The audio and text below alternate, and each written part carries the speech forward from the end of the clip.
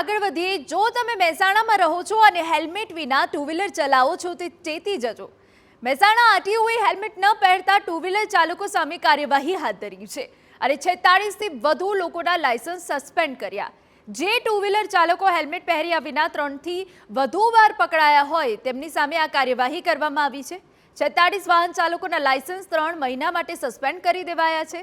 આ વાહન ચાલકો ગફલતભરી રીતે વાહન ચલાવવું કે હેલ્મેટ વિના અગાઉ પકડાયા હતા.